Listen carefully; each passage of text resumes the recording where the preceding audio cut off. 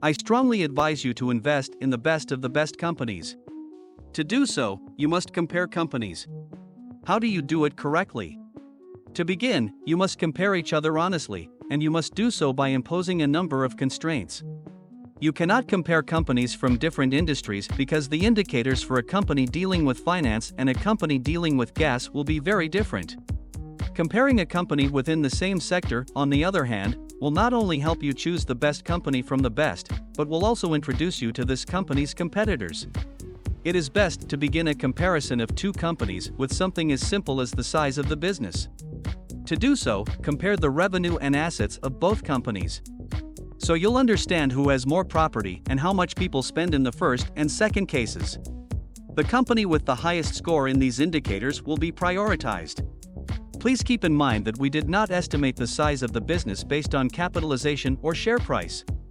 We examined accounting indicators such as assets and revenue.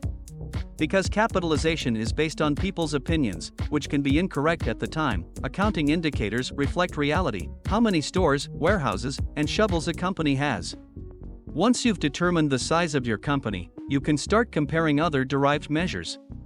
For example, you can compare liabilities and assets in one company to determine the debt load of one company and compare it to the debt load of another.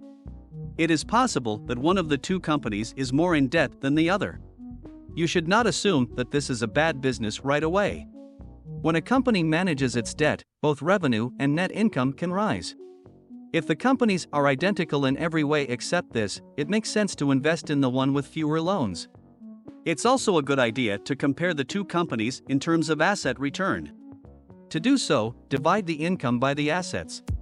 This metric is known as ROA, and if two companies are identical, but one has a higher ROA, it means that the management of that company can profit more from its assets and liabilities. You should also prioritize this company. Our channel has a detailed video on how to calculate and evaluate ROA. Of course, you can compare all business indicators for two companies. There are a lot of numbers, and in this case, you will get a comparative table with some indicators that are better for one company and some that are better for the other. And you're still unable to make a decision. The debt load and profitability of the business are sufficient indicators of which of the two companies is operating more efficiently. In the following video, we will answer the question, when should I buy a stock?